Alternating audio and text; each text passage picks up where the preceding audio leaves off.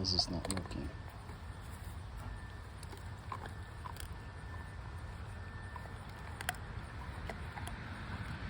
That took 3 pushes to get this to start.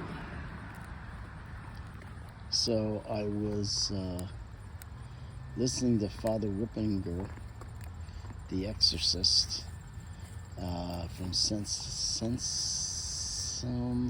Fidele. And I don't know what he was talking about because I wasn't really paying attention, but I do like to hear him talk. Oh my gosh, I'm Herod. Herod liked to hear John the Baptist talk. This was not where I was going with this, but I remembered that the other day that Herod had, as a human, God was calling him. All of us to, as I've said, walk towards Jesus or towards God in his time or away. And he could have walked towards Jesus too. But he had John the Baptist, and John the Baptist was, as I've said about religion for kids, for teens and young adults, religion is inconvenient because it stops them from doing the debauchery that a lot of teens want to do.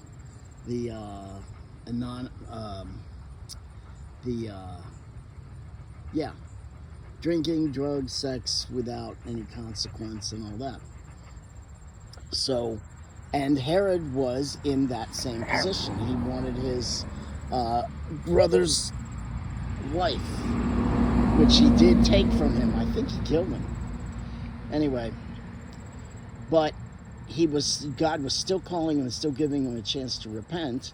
And he had said he liked to hear John talk. And I can only imagine that there was something attractive about what John said, maybe how he said it, whatever.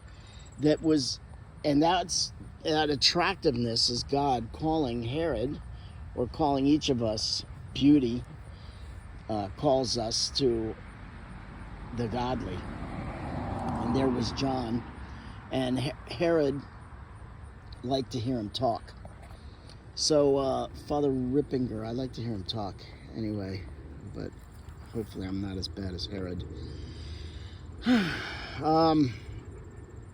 And he was talking about angels and Mary and I believe her sorrows. It was ultimately about her sorrows, and I would hear these little snippets, and I liked it, and I liked to hear these little parts, and I would go back, but I was sitting there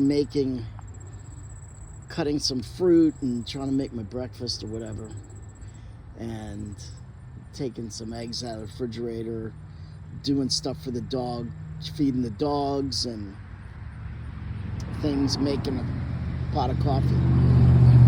So I was preparing to eat healthily, well, and he was talking about Mary and her, every time God asked her for a sacrifice, and everything that Jesus went through, Mary was with him. And in a way, she went through all of that with him.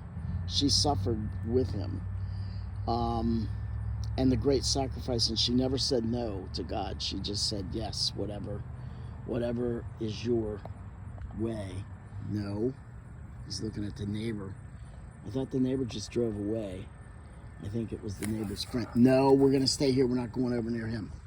No way. I'm not getting yelled at again. So, and he was talking about, I believe, Mary, Queen of Sorrows. I think that was the theme, or heart, whatever. Anyway, and he was saying how the angels made a decision at the time, immediately upon their creation, and they decided whether they would follow God, walk towards God, or walk away from God. That's that decision, I've said, that walk of life, and they make their decision.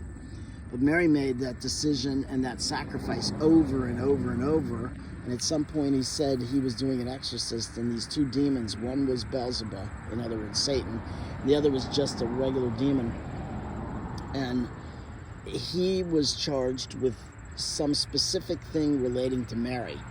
And when he saw Mary, she was so beautiful, and he knew how pure her soul was and whatnot, and how she would sacrifice over and over.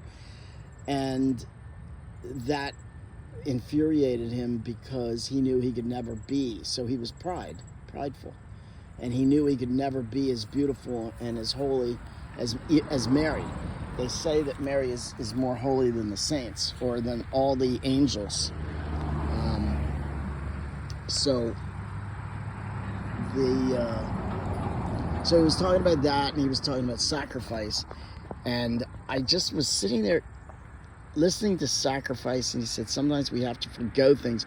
And there I am, putting eggs in a bowl, eating watermelon and peaches from the farm, and bananas, and I couldn't help but think, yeah, maybe I do need to sacrifice a bit. Maybe the word was glutton. I looked down at the food on the table and the blessings God gave us.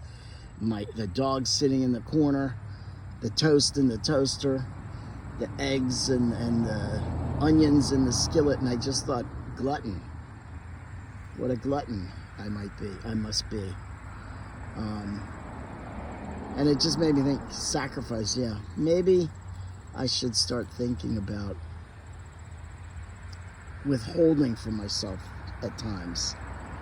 I guess I do in some ways, in other ways, maybe not food-wise, but I need to think about that. And they say one thing that a lot of us neglect. We might be praying, but how many of us actually fast? And that's a form of suffering. So anyway, that was a lot to think about. And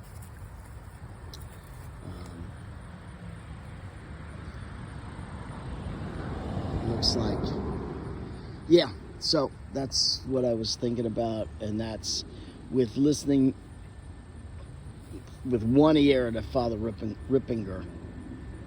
Listen to him. He's really, I think you will like to hear him talk. Gus, right?